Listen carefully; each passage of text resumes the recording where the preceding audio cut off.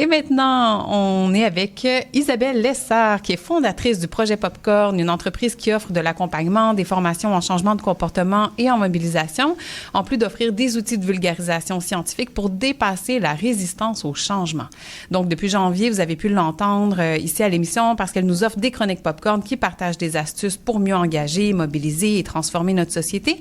Et aujourd'hui, Isabelle, tu viens nous parler de la complexité derrière le fait de changer nos mauvaises habitudes pour la planète. Bonjour Isabelle. Bonjour Maude. Merci de vouloir aborder ce sujet-là. Donc, pourquoi c'est tellement difficile de changer nos habitudes?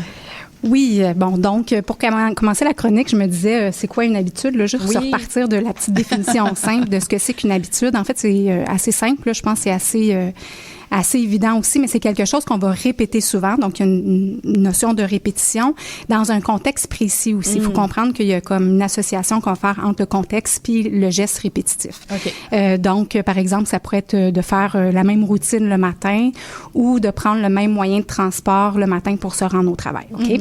Donc, c'est quelque chose d'automatique. Et s'il y a quelque chose de difficile en changement de comportement, c'est de changer les habitudes, OK? Parce que c'est comme... C'est bien ancré, c'est très, très bien ancré. Et donc, ce qu'il faut comprendre pour pouvoir plonger là-dedans, c'est que dans le fond de notre système, il y a deux vitesses de décision de la pensée, OK? Le premier système, ça va être une vitesse rapide, en fait automatique, qui est souvent subconsciente, inconsciente, mais ça a l'avantage d'économiser notre jus de cerveau. Donc, quelque part, économiser notre énergie mentale, OK? Donc, par exemple, c'est le fait de dire 1 + 1, ça va être égal à 2. Tu sais, ça se fait automatique. Et donc, la plupart de nos décisions du quotidien sont en fait le résultat de cette vitesse rapide-là. La deuxième vitesse, c'est donc la vitesse lente. C'est une vitesse de pensée décisionnelle qui va être plus consciente, mais qui va être aussi plus énergivore mais qui va être requise pour des décisions plus complexes. Fait que, par exemple, si je continue dans mes exemples mathématiques, ça serait plus de la multiplication. Mettons, 13 fois 16, ça égale combien? Mais là, il faut que tu prennes ton petit bout de papier ou tu peux le faire mentalement, mais tu vas avoir besoin de plus de jus de cerveau. Oui.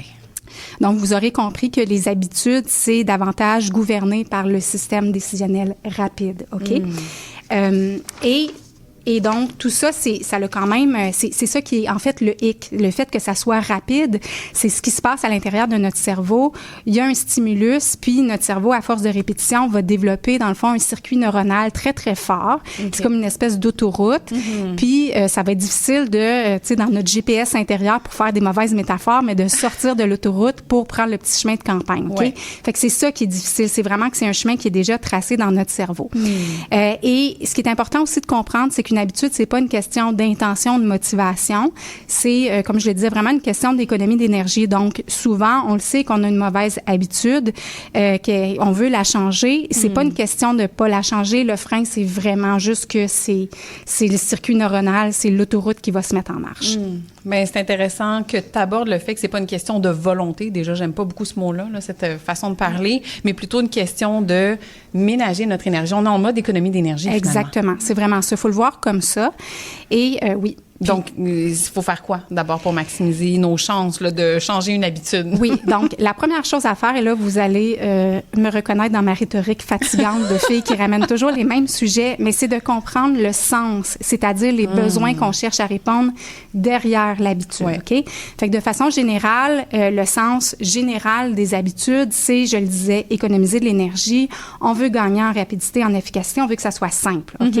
Mais au-delà de ça, après ça, chaque geste va avoir son besoin ou ses besoins psychologiques derrière. Je vais vous donner 2 exemples. Premier exemple, le fait de prendre un bain au lieu d'une douche. On sait que c'est mieux de prendre une douche, mais qu'est-ce qui fait que malgré tout, on a peut-être envie de prendre un bain? Ça, c'est moi, là, c'est ici. Ben, dans le fond, peut-être que on tient notre appartement un peu froid et qu'on a besoin tout d'un coup de chaleur, surtout l'hiver, là, tu sais, hiver, printemps, automne. C'est probablement aussi un besoin de détente, un besoin de régulariser son système nerveux. Je dis régulariser, mais c'était réguler, excusez-moi. Et ou peut-être même un moment solo, là. C'est comme une façon de s'isoler sans enfant puis de se reposer, là, on s'entend. C'est quand même l'image bien-être, c'est de prendre un bain tranquille. Exactement. Donc, ça pourrait être évidemment plein d'autres choses selon qui on est. Je donne un deuxième exemple, les achats en ligne. Donc, le fait d'acheter en ligne, c'est pas... en fait, ça répond à de nombreux besoins, là, et c'est pour ça qu'on est tenté à faire ça.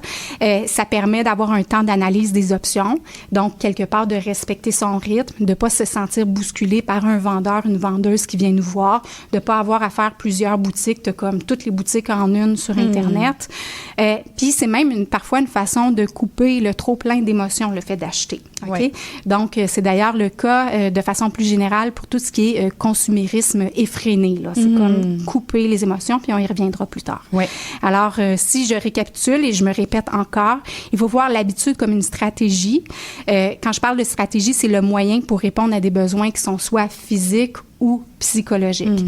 Et donc, le fait de se questionner sur qu'est-ce que c'est, en fait, qu'on essaie de remplir comme fonction, comme besoin, c'est aussi une bonne habitude à prendre, OK, pour faire des mauvais jeux de mots, mais c'est que, dans le fond, ça nous permet d'activer la vitesse de pensée 2, celui qui est plus lent, plus analytique. C'est ça qui va permettre de créer des circuits neuronaux différents aussi. Donc, si on résume, il faut d'abord comprendre le sens de l'habitude pour ensuite planifier un changement. Donc, une fois qu'on a fait ça, ça serait quoi les astuces à implanter pour les transformer, ces habitudes, justement? Oui, c'est ça, parce que c'est évidemment pas suffisant de savoir pourquoi on a l'habitude. Après ça, il y a quand même des choses à mettre en place. La première chose qu'on va vouloir faire, c'est vouloir enlever ou altérer le stimulus ou le signal qui nous amène à faire le geste par habitude. Okay. Fait que si je donne l'exemple de prendre un bain, bien, pour moi, c'est souvent ce qui est mon déclencheur, là, mon stimulus, c'est que j'ai froid chez moi. Fait que là, c'est comme, j'ai froid aux os, je vais aller prendre un bain. OK? Mais dans le fond, geste simple, c'est habille-toi plus puis mets des pantoufles. OK? Fait que ça, c'est enlever ou altérer le stimulus. Oui. Une deuxième chose, ça pourrait être de rendre l'habitude plus difficile à faire, puis en même temps de favoriser le système de récompense pour le nouveau geste, la nouvelle habitude qu'on veut créer. OK? Fait que je donne un exemple encore toujours avec les bains. On pourrait se dire, la prochaine fois que je vais changer mon réservoir d'eau chaude, là, si par exemple je suis propriétaire, je vais en prendre un plus petit. Comme ça, il va avoir moins d'eau dedans, puis je vais être moins portée à gaspiller parce que maintenant, je vais me laver à l'eau froide. Fait que ça me tente pas. Donc, ça pourrait être un premier moyen. Un deuxième moyen, c'est de mettre un compteur d'eau. Puis là, je vais activer mon système de récompense parce que je vais me mettre au défi, si on est ce type de personne-là, de dire, OK, là, je suis à 3,5, je vais essayer de descendre à 3,2 cette semaine. T'sais. Fait que ça peut activer une autre affaire. Fait que ça, c'est des architectures de choix qu'on appelle des nudges, là, mais c'est on va mettre en place dans notre système des éléments qui vont favoriser le geste, la nouvelle habitude qu'on essaie de faire.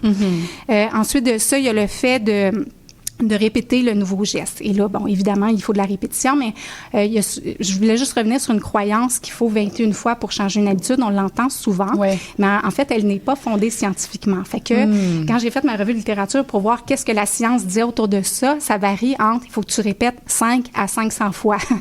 Il y en a qui parlent en termes de semaines, genre 8 semaines pour implanter une nouvelle habitude. C'est ça. Ça, c'est comme des flous un peu dans la littérature, OK? Et donc, c'est peut-être pas une question... C'est peut-être pas prouvé, puis c'est pas tout le monde qui répond à ça. Là. Excellent. Retenons l'histoire de la répétition, puis de la persévérance et de la patience. Et le quatrième élément, c'est de profiter des transitions, des moments de changement de vie pour en fait, essayer d'implanter la nouvelle habitude. Par exemple, un déménagement, l'arrivée d'un nouveau membre de la famille, d'un enfant, changement de chum blonde, un changement d'emploi. C'est là que, dans le fond, on perd nos repères et nos routines, puis que c'est le moment d'essayer d'établir des nouvelles routines, des nouvelles habitudes. Oui. Et là, plus tôt, tu as mentionné que certaines habitudes, comme le consumérisme effréné, sont là pour couper le trop-plein d'émotions. Puis ça a vraiment piqué ma curiosité. J'aimerais ça que tu nous en parles plus. Alors, oui, ça, c'est un monde fascinant que je suis en train de découvrir. C'est de voir que certaines de nos habitudes compulsives, donc on va parler plus des dépendances, OK? Les choses qu'on fait à répétition, mais, tu sais, souvent qu'on regrette après coup, mais qu'on a vraiment besoin de faire. En fait, c'est des stratégies, c'est des parts de nous, des stratégies maladroites qui essaient de réguler notre système nerveux qui capote, individuellement et collectivement. Oui. Okay? Donc, on peut penser à tout ce qui est, évidemment, alcool, drogue, mais tu sais, le petit goût, la petite dans le sucré là, qui arrive, ou manger des chips. Moi ça, c'est mon... ça, c'est ton petit... Oui, c'est ma stratégie maladroite. Là, c'est ma dépendance à moi. Là, quand ça va pas bien, j'ai le goût de manger des chips. Mais tu sais, il y en a plein d'autres. Jouer à des jeux vidéo, le sexe, le sport, le travail, écouter des séries en rafale, etc. Tout ça, c'est des formes... engourdir, là, ça finalement. engourdit, c'est ça. Effectivement, engourdissement, numbing, qu'on appelle en anglais aussi. Là.